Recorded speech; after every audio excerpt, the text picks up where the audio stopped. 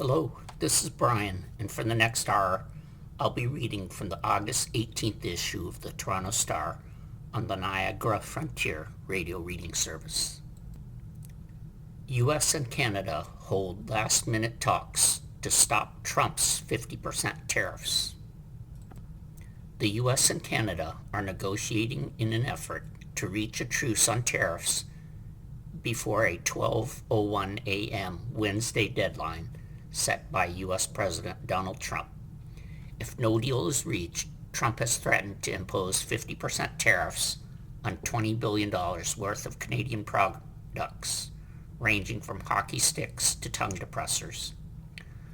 We are negotiating, Canadian Prime Minister Mark Carney told reporters Monday, speaking in French. The negotiations are very intense and delicate. This is not the time to talk about negotiations in public. Carney and Trump spoke by phone Monday afternoon about the ongoing trade negotiations, Carney's office said, underscoring the last-minute push to reach a deal before Wednesday's deadline. The two countries have wrangled for decades over trade, poking each other over sore spots like Canadian softwood lumber imports and U.S. access to Canada's protected dairy market. Somehow, they still managed to remain friends, allies, and trading partners. Canadian soldiers fought alongside Americans in Afghanistan after 9/11. The 5,525-mile U.S.-Canada border is undefended, and nearly 330,000 people and $2 billion worth of goods cross it every day. 800,000 Canadians live in the United States. Trump's approach to dealing with Canada marks an extraordinary departure from the traditionally cooperative relationship between the two countries. Trump has hit Canadian goods with tariffs in a push to bring manufacturing back to the United States, and has repeatedly made inflammatory comments about turning Canada into America's 51st state. The Canadian public is fed up. A petition to expel the U.S. ambassador, a Trump ally, has collected nearly 218,000 signatures since July 21st. It accuses Ambassador Pete Hoekstra of having normalized Trump's talk of annexing Canada, among other things. Looking for an off-ramp.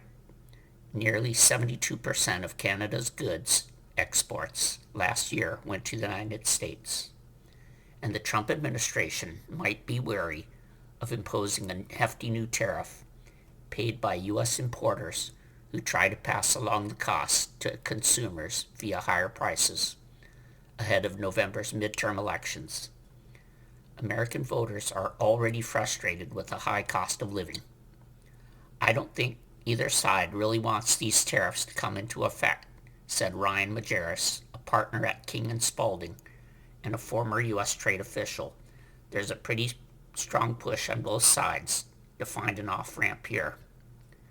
Majerus said the United States is aiming to get Canada to buy more U.S. military equipment, including F-35 fighters, to take part in Trump's Golden Dome missile defense, and to give the United States more access to critical minerals, thereby reducing America's reliance on tenuous supplies from its geopolitical rival, China.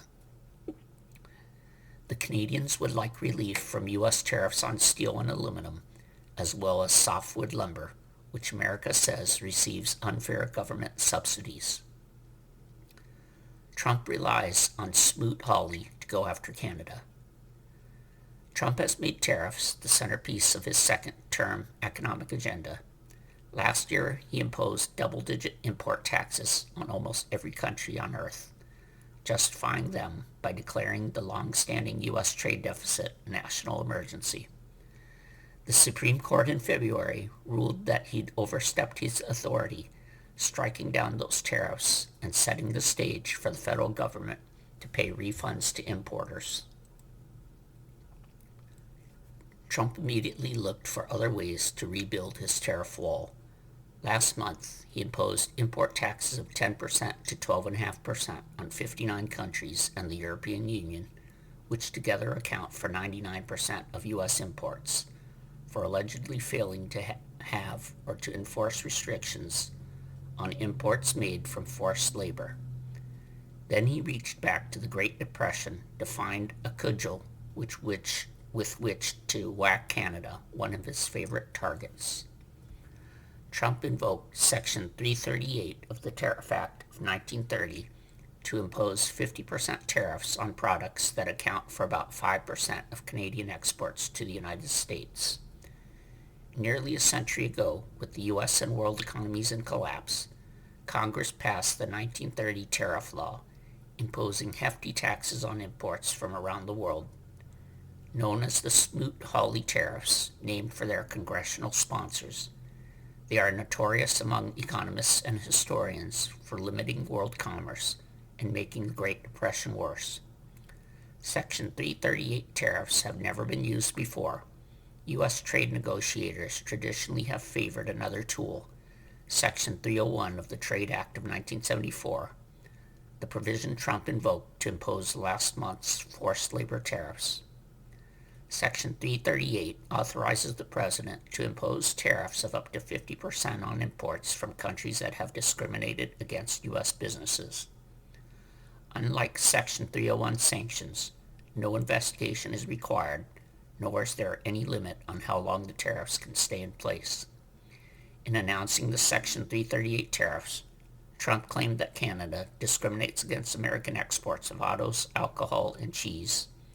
Trump is angry because Canada and China were the only countries that punched back with retaliatory tariffs of their own when he slapped levies on their products last year. If a country retaliates against us, we're obviously not going to tolerate that, U.S. Trade Representative Jameson Greer told reporters Friday at the Iowa State Fair. We'll take action. My sense is the Canadians, they want to have a more conciliatory approach, but we'll see. New leverage to renegotiate USMCA. The U.S. is renegotiating a North American trade pact, the U.S.-Mexico-Canada agreement, that Trump strong-armed America's neighbors into accepting in his first term. The threat of Section 338 tariffs gives the United States leverage to seek fresh concessions from Ottawa. From Carney's perspective, you need USMCA to be renegotiated, said Christopher Gunderman, a fellow in the economics program at the Center for Strategic and International Studies. You can't renegotiate it with a massive trade war going on. But the Canadian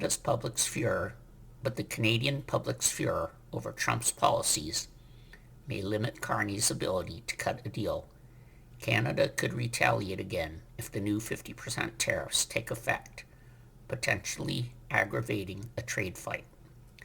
Canada's government cannot look like it is simply caving to the Trump administration's demands, said Daniel Beland, a political science professor at McGill University in Montreal. Making further concessions without getting something meaningful in exchange would probably lead to a strong backlash. The risk is for the Carney government to make Canada look weak and therefore even more vulnerable to future trade and geopolitical bullying on the part of the Trump administration. Dominic LeBlanc, Canada's Minister for U.S. Trade, met with Greer on Monday. He was tight-lipped afterward. The work is continuing, he said. We continue to do our job. Trump says U.S. has no talks planned with Iran and other news from the Middle East. U.S. President Donald Trump said Tuesday the U.S. has no talks planned with Iran, but insisted the Strait of Hormuz remains open and operating despite limited traffic and a reported strike on a ship exiting the waterway. Earlier this week, Trump also threatened to bomb Oman as the country sought a deal with Iran to manage shipping traffic through the strait, two regional officials said Tuesday, a day after Trump leveled the threat. Iran says the waterway will not be reopened until the U.S. meets its conditions. As talks between Iran and Oman continue, a projectile hit a ship in the strait, and Iran-backed Houthi rebels claimed they fired drones at an oil refinery in Saudi Arabia. Here's a look at the latest developments Tuesday in the Iran war and the wider Middle East. Full coverage can be found here. Trump looms over negotiations to reopen Strait of Hormuz. As Oman and Iran say they are nearing a deal to reopen the Strait of Hormuz, Trump said on social media Tuesday that the U.S. blockade of Iranian ports remains in full force and effect, and asserted that all water mines have been removed. Trump posted a map depicting the strait as U.S. territory. Iranian Deputy Foreign Minister Kazem Garibabadi appeared to respond to Trump's post. Just as Trump correctly wrote the name of the eternal Persian Gulf, soon his delusion regarding the Strait of Hormuz will either be corrected, or we will correct the delusions of this deluded man, he wrote on X. The Trump administration has told Oman it opposes parts of the yet-to-be-announced deal, according to officials briefed on the U.S. position. Those include joint Iranian and Omani management of the passage's exit route and the collection of voluntary fees from vessels, even if the money is used for security and maritime environmental protection. The officials spoke on condition of anonymity because they were not authorized to talk to journalists. The White House on Tuesday referred to Trump's remarks in the Oval Office and declined to comment further about Oman. Egypt says Iran-Oman agreement could open door to Iran-U.S. deal. The Egyptian Foreign Ministry said Tuesday that the Iranian-Omani deal could pave the way for Washington and Tehran to return to negotiations for a comprehensive and permanent deal that addresses all concerns and enhances regional security and stability. The statement came after a meeting between Egyptian Foreign Minister Badr Abdelhadi and Omani counterpart Badr al-Busaidi, but it did not address Trump's latest threat against Oman. The 60-day negotiating period ended this week because the U.S. and Iran with no clear end to the war in sight. Ship traffic dropped significantly in Strait of Hormuz. Ship traffic through the Strait of Hormuz dropped significantly last week, with confirmed crossings falling 19.5% to 95 transits. Only 3 vessels made it through the waterway on Sunday, according to shipping data platform Kepler. The ships used the Iranian designated route with no crossings recorded through the Omani routes. Crossings through the Bab el-Mandeb Strait increased 6.7% to 254 transits, while so-called dark transits, in which ships turn off the transponders that broadcast their location, fell from 40 to 16, Kepler said. Projectile damages ship in strait, causing casualty. An unidentified projectile damaged the engine room of a ship in the Strait of Hormuz near Oman and resulted in a crew casualty, according to the British military's UK Maritime Trade Operations Center. The Maritime Monitoring Agency did not release any details about the ship or its cargo, and it was not clear whether the crew member was killed or wounded. No environmental damage has been reported, and the agency said the Omani Coast Guard was assisting other crew members and authorities were investigating. Iran-backed Houthis claim an attack on a Saudi oil refinery. Yemen's Iran-backed Houthi rebels claimed they fired drones at an oil refinery in neighboring Saudi Arabia, the latest attack threatening to reignite Yemen's civil war and open another front in the Middle East.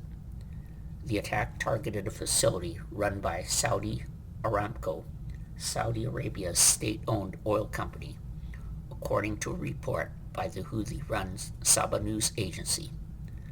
There were no immediate reports of damage or comment from Saudi Arabia. The Houthis have escalated attacks against government forces in Yemen and oil facilities in Saudi Arabia, which supports the Yemeni government and the kingdom's shipping in the Red Sea, an important alternative to the Strait of Hormuz.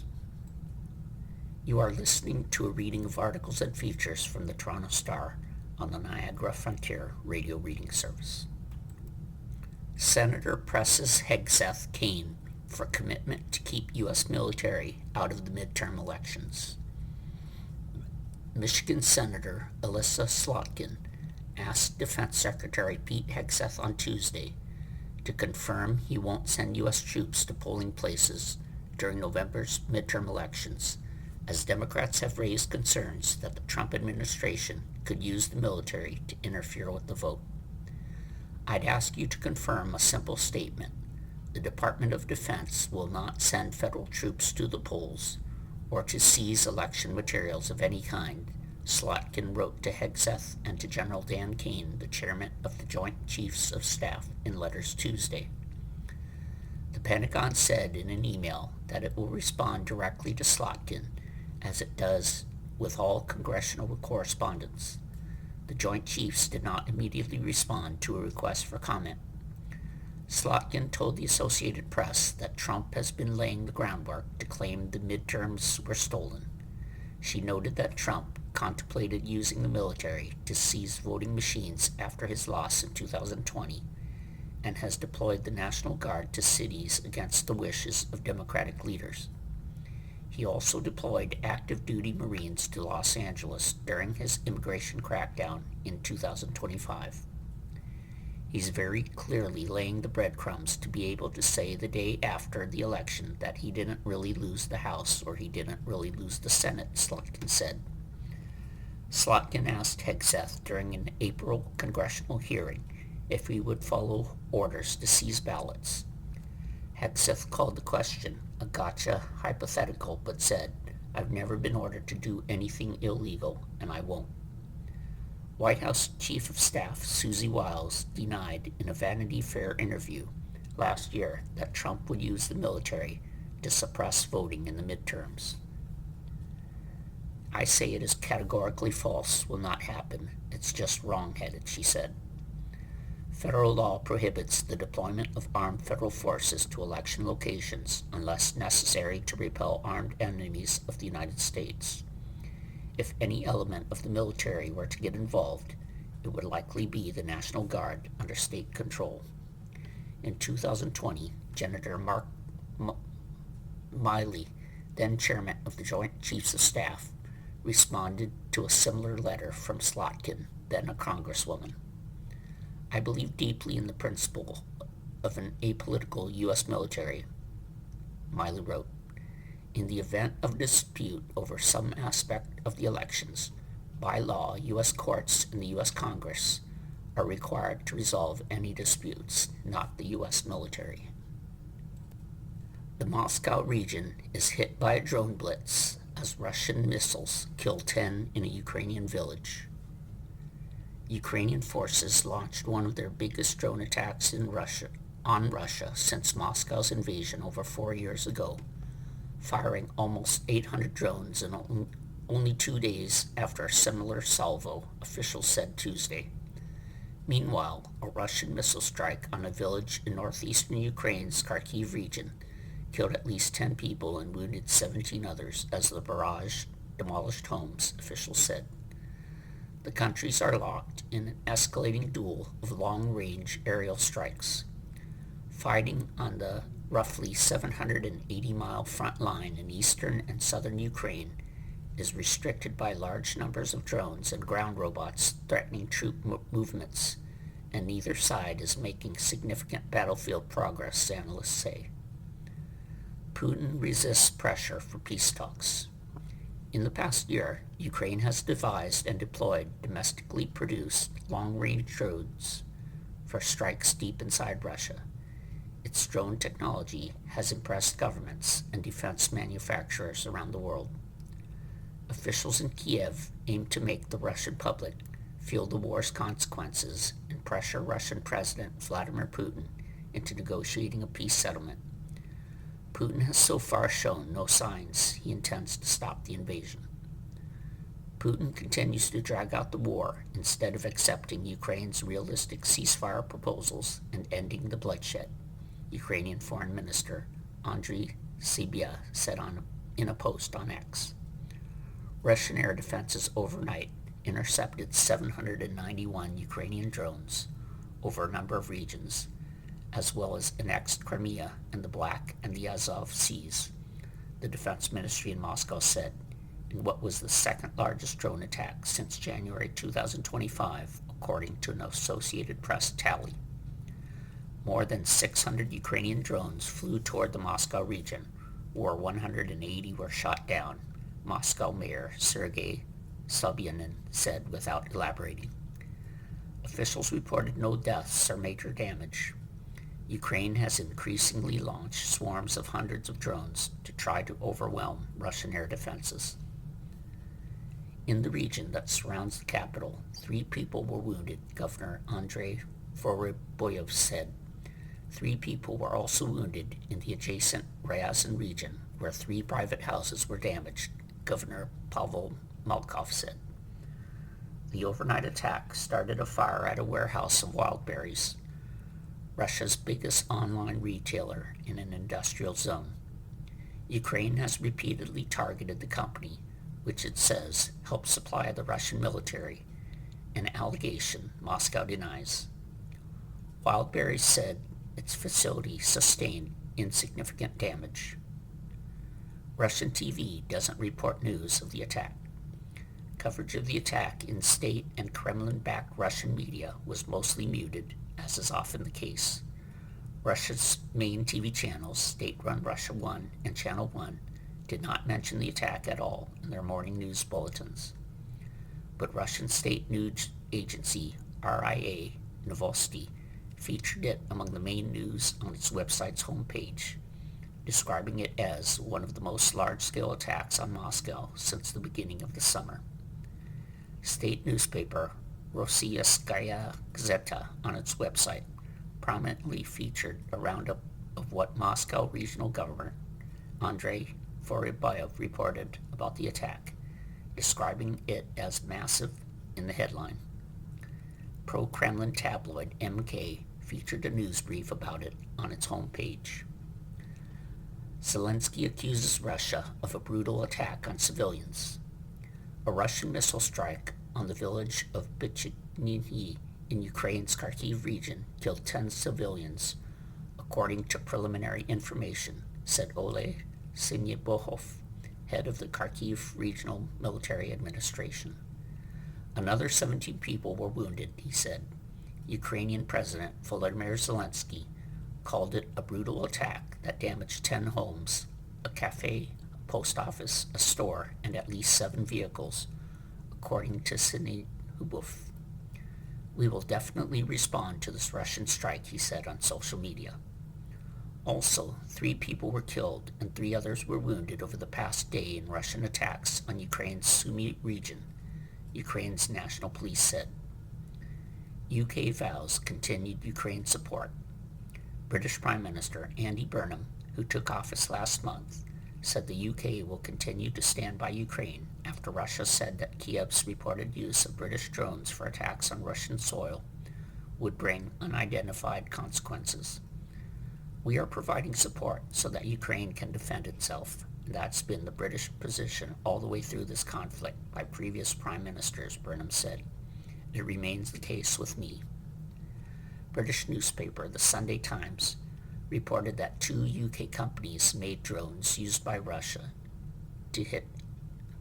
Ukraine to hit Russia. Following the report, the Russian embassy in the UK said in a statement that London's actions will inevitably carry consequences. UN watchdog excavates suspected Syrian nuclear site as Damascus pledges safeguards. Inspectors with the United Nations nuclear watchdog have begun excavating at a site believed to be linked to a clandestine nuclear program run by Syria's former government, the agency's chief said on Thursday. The announcement came as Syria's new government has pledged to cooperate with the watchdog.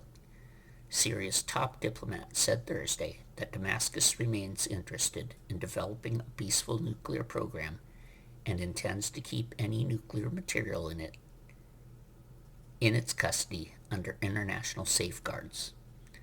Under former President Bashar Assad, Syria was believed to have operated an extensive undeclared nuclear program that included a nuclear reactor built by North Korea in eastern Deir el-Zor province. Syria, under Assad, allowed IAEA inspectors to visit some sites, but the country under interim President Ahmad al-Sharaa has pledged full cooperation with the UN watchdog and given its inspectors access to suspected nuclear sites. Myself and my team, we were inside the site of Deir el-Zor, where very comprehensive work of excavation and exploration is taking place now, the International Atomic Energy Agency's Director General Rafael Mariano Grossi said at a news conference in Damascus. Grossi said another site with nuclear material has also been discovered, but did not disclose any details. Grossi said Syria's cooperation has enormous importance. We're talking about a few tons of nuclear material that could be put to bad use, and Syria has decided to open up the site to the inspectors of the IAEA, Grossi said. This material will be accounted for and will be put within the international safeguard system. Syria, under its new leadership, has expressed an intention to develop nuclear energy. Syria confirms, based on technical evaluations, that this material does not pose any danger, Syrian Foreign Minister Asad al-Shibani said. It will remain in Syria's custody and will remain subject to the agency's safeguard system.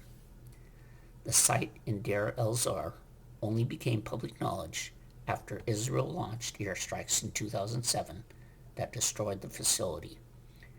Syria later leveled the site and never responded fully to the IAEA's questions about it.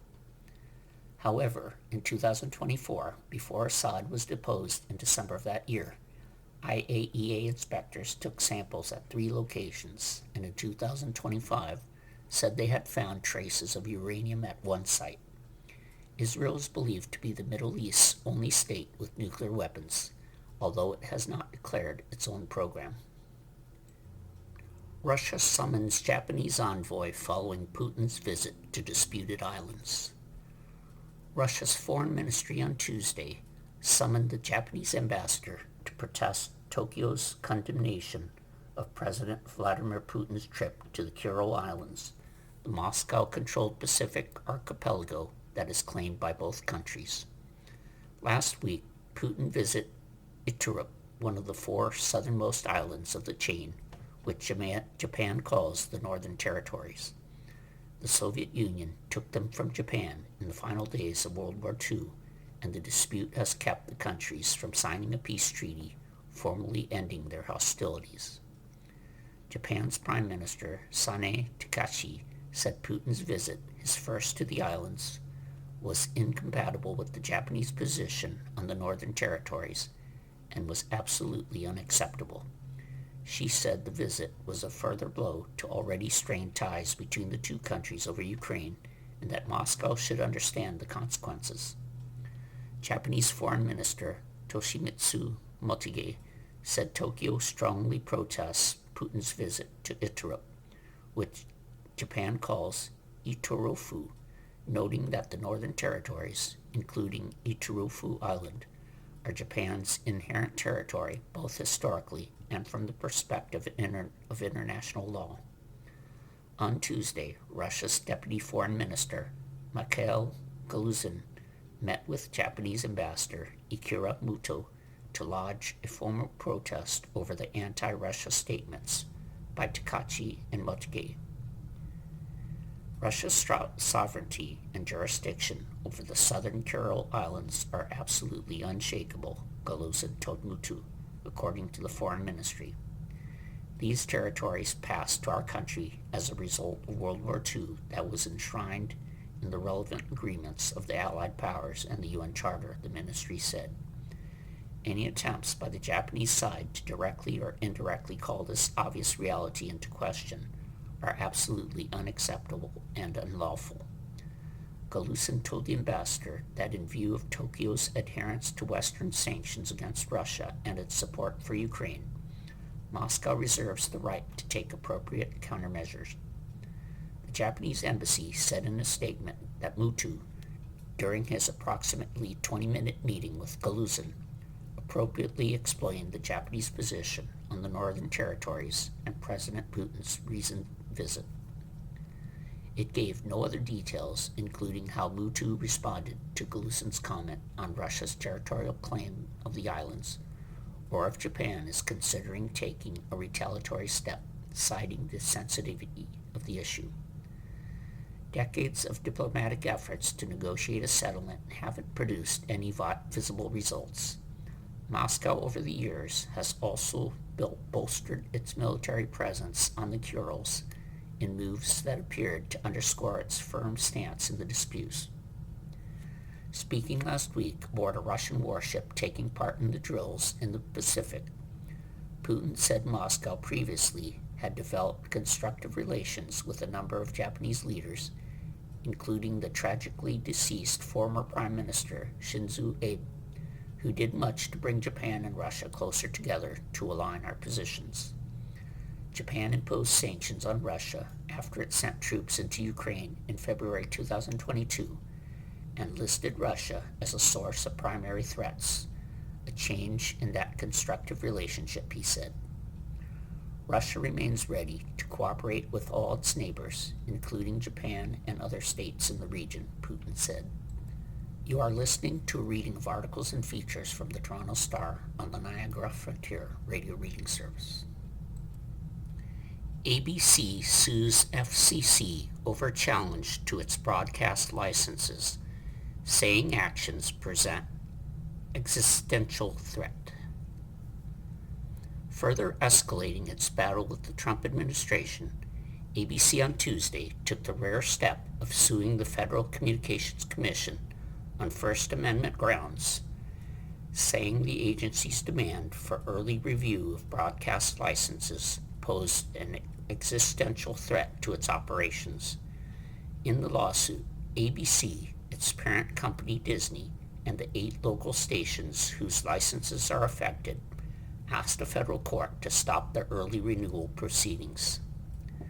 The FCC, under Chairman Brendan Carr, an ally of President Donald Trump, had ordered the early review in April, itself a rare move, of 8 licenses owned by ABC, well before they are set to expire.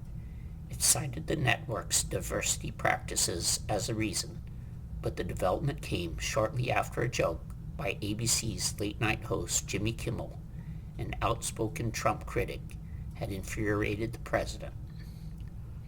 Again and again, the administration has attacked ABC's speech, the stories its journalists report, and the viewpoints its network programs air, the network alleged in its lawsuit. Over time, those attacks have escalated into express demands that ABC be stripped of its broadcast licenses because of its speech.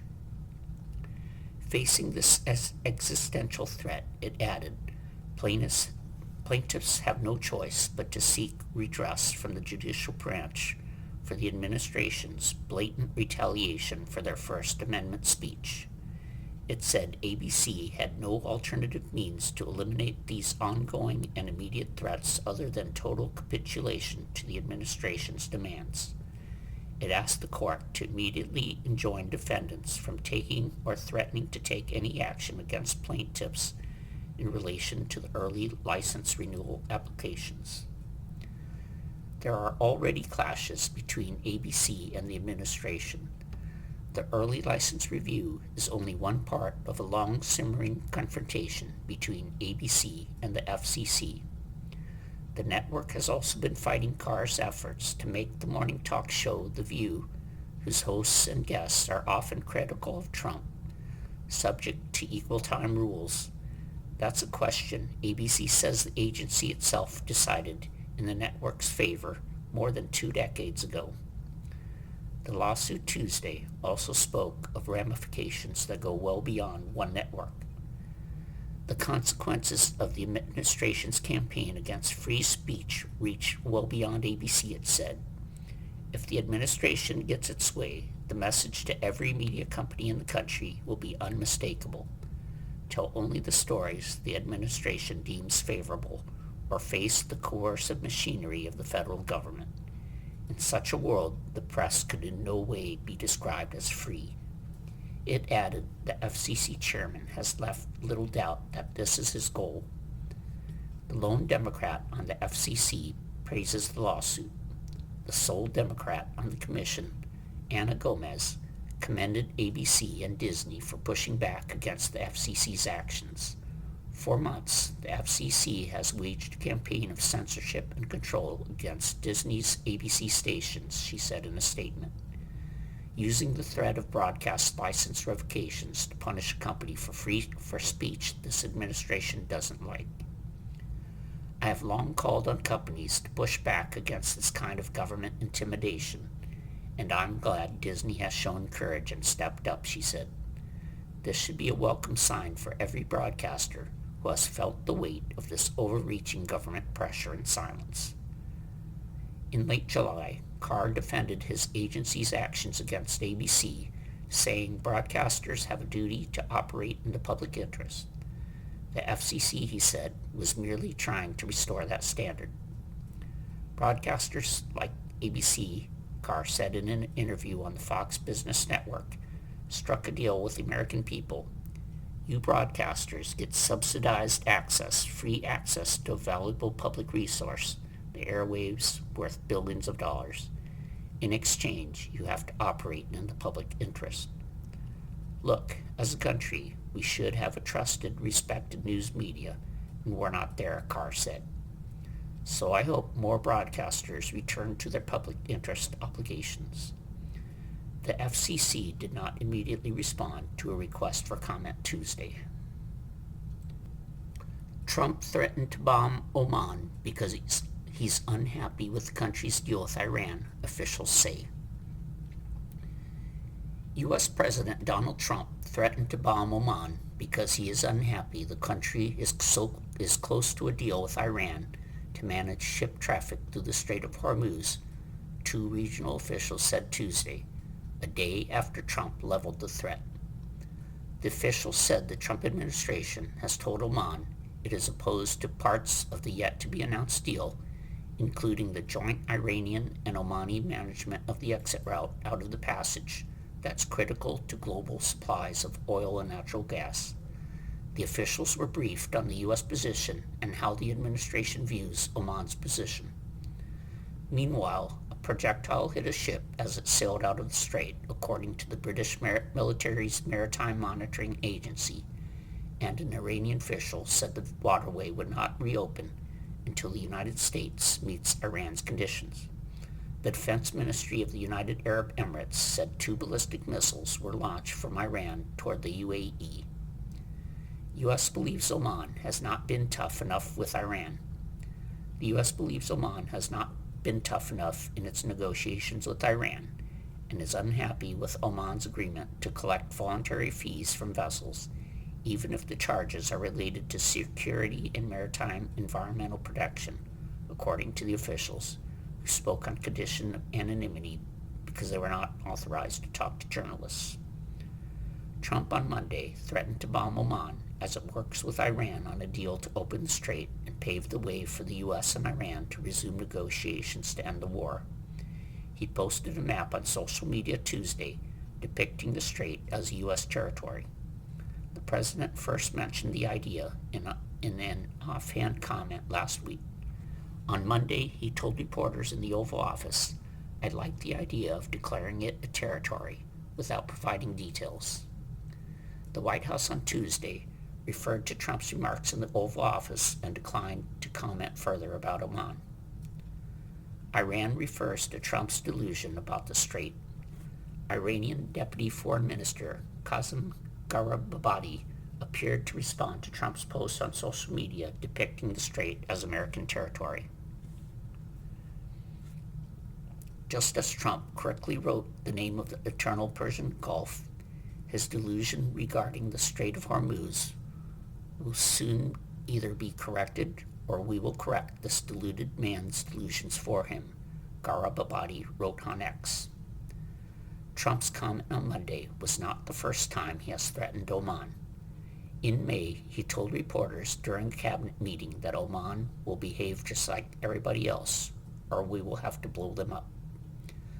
Iran reiterated Tuesday that Tehran plans to maintain its grip on shipping and traffic until Washington meets its conditions. Until the United States fulfills its commitments under the agreement, including lifting the blockade, releasing frozen assets, lifting oil sanctions, ending threats and military operations on all fronts, and implementing the other conditions to which it committed, the Strait of Hormuz will not reopen, said Mohammad Bagher Ghalibaf, Iran's parliamentary speaker and negotiator in previous talks with the U.S.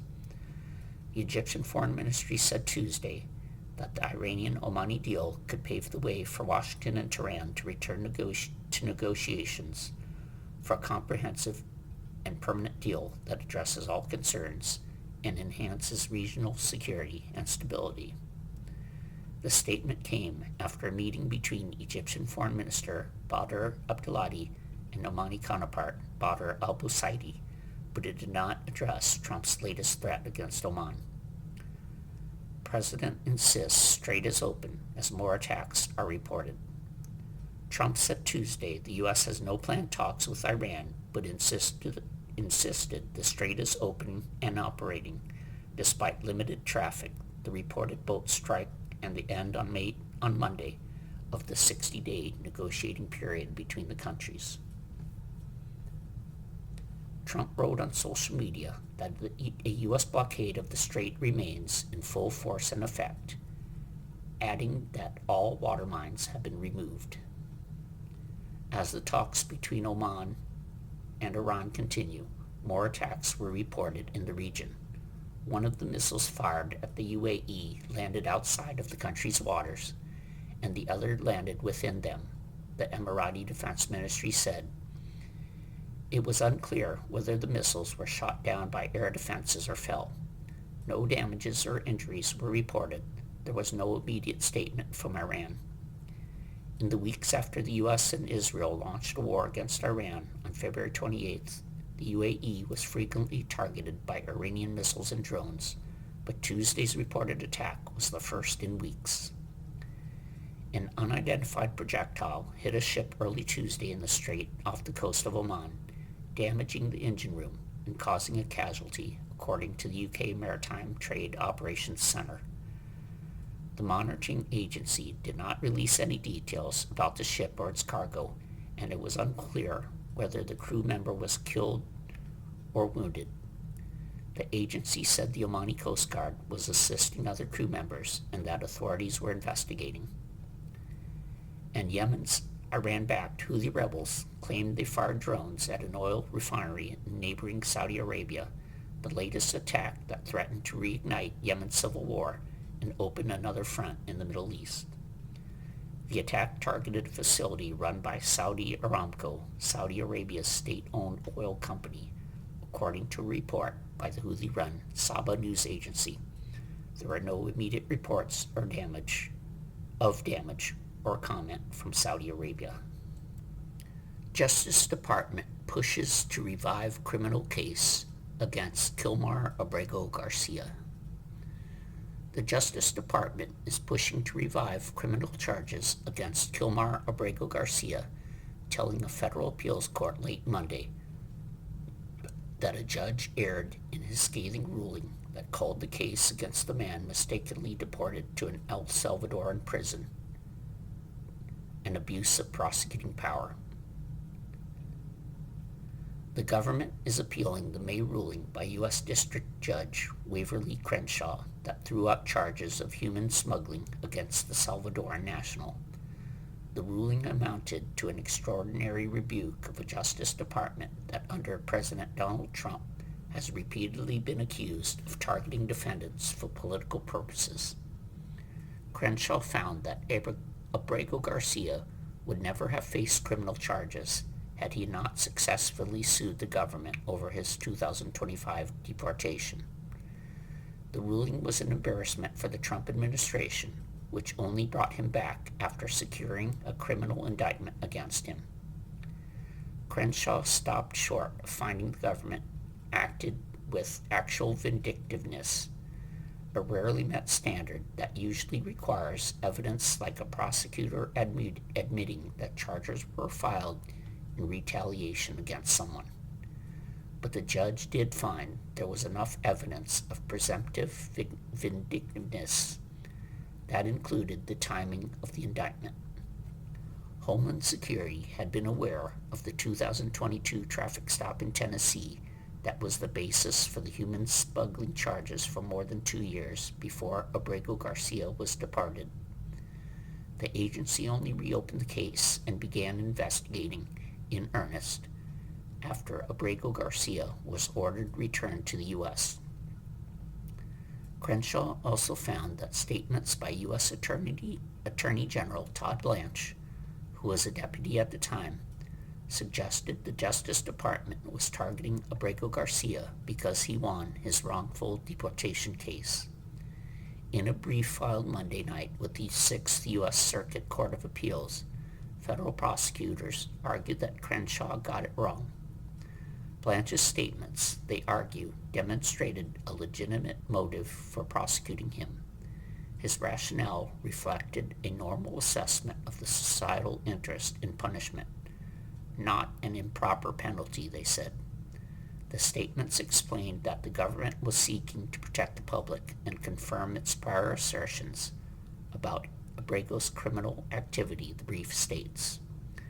But even if Blanche's statements reflected an animus against Abrego Garcia, they are irrelevant because the person who actually brought the charges was then acting U.S. Attorney for the Middle District of Tennessee, Rob McGuire, the brief states, rehashing an argument thoroughly rejected by Crenshaw that McGuire's motives were the only motives that mattered in the case. Crenshaw's ruling noted the sustained oversight of the case by top Justice Department officials, including regular communications between McGuire and Associate Deputy Attorney General Akash Singh in finding that the criminal case was thoroughly tainted. Crenshaw also noted that prosecutors never called as a witness the investigator who actually reopened the case to explain why. Abrego Garcia, 31, is a Salvadoran citizen with an American wife and child who has lived in Maryland for years, although he immigrated to the U.S. illegally as a teenager. A 2019 order by an immigration judge prohibited his deportation to El Salvador, finding he had a well-founded fear of a gang that had targeted his family there. The judge allowed him to live and work in the U.S. under Immigration and Customs Enforcement supervision, but he was not given residency status. Blocked from redeporting Abrego Garcia to El Salvador, the Trump administration has vowed to deport him to a third country, threatening to send him to Uganda, Eswatini, Ghana, and most recently, Liberia. Abrego Garcia has said he would agree to be deported to Costa Rica, which has said they will accept him, but the government has so far declined to send him there. He is fighting deportation to Liberia in a separate federal court case in Maryland. You are listening to a reading of articles and features from the Toronto Star on the Niagara Frontier Radio Reading Service.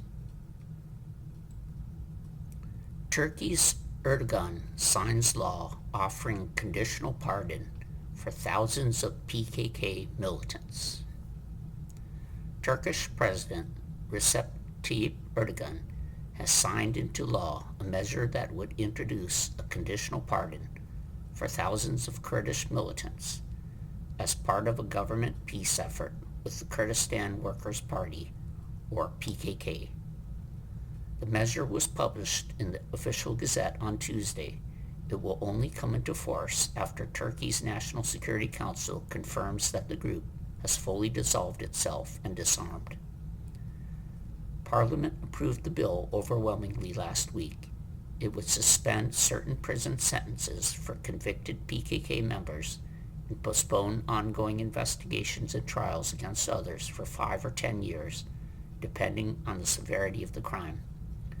Authorities would drop the cases against the individuals if they don't reoffend during those periods.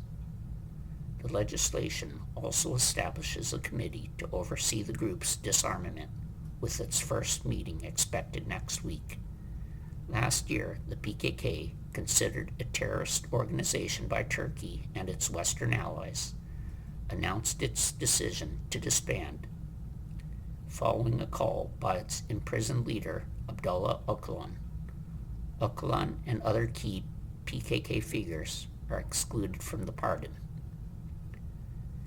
Soon after that, some fighters laid down their weapons in a symbolic ceremony in northern Iraq, where the group is based, and withdrew some fighters from key locations in Turkey to Iraq. The conflict with the PKK has killed tens of thousands of people since the 1980s. Hope reborn in Colombia as signs of life emerge under earthquake debris. Rescuers reported apparent signs of life under the rubble in two of the Colombian cities hit hardest by a massive earthquake, rekindling hopes Friday that more people could be found alive. Search and rescue teams from Venezuela, Argentina, and Israel joined the search for survivors following the 7.4 magnitude quake that struck the South American nation on Monday, killing at least 287 people.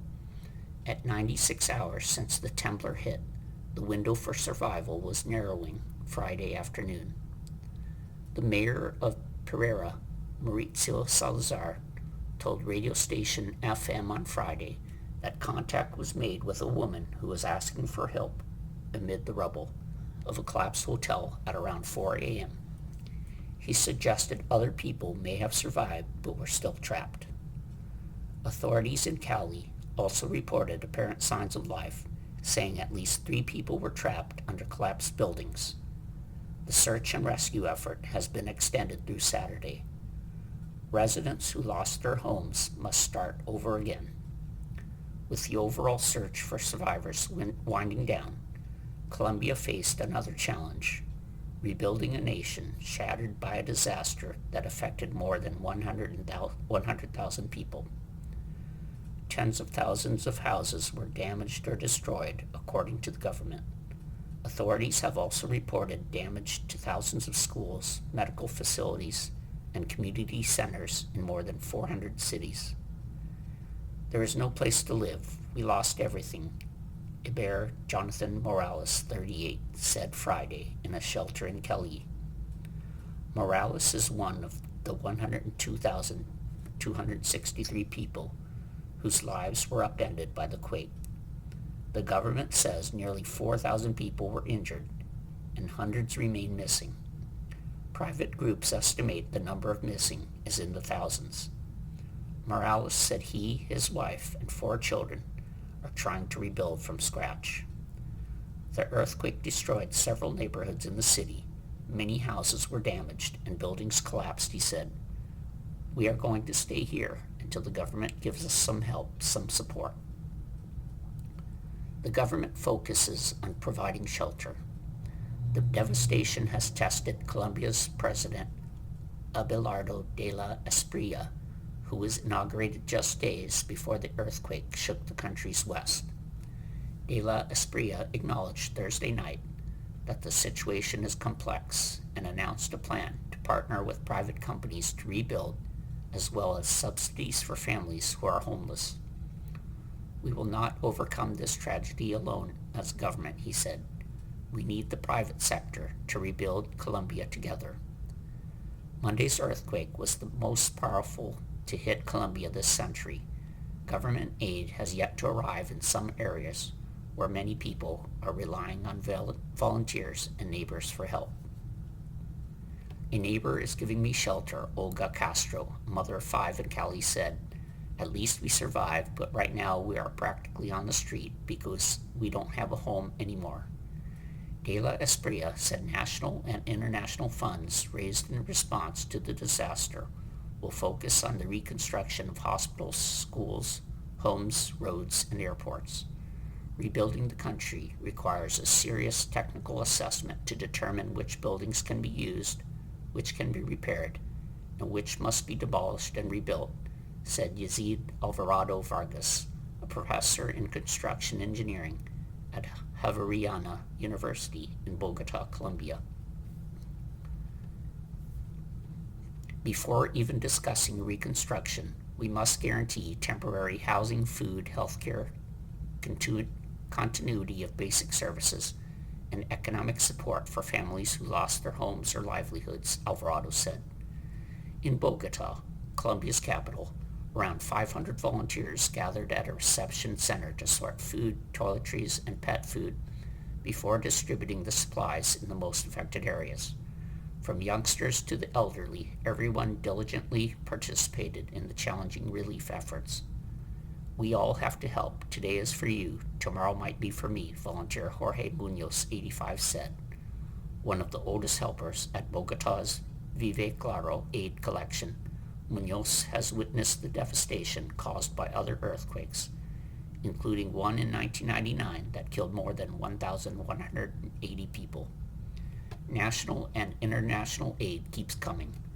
Authorities have converted schools, parks, and public buildings into shelters, providing tents, mattresses, and food to the displaced.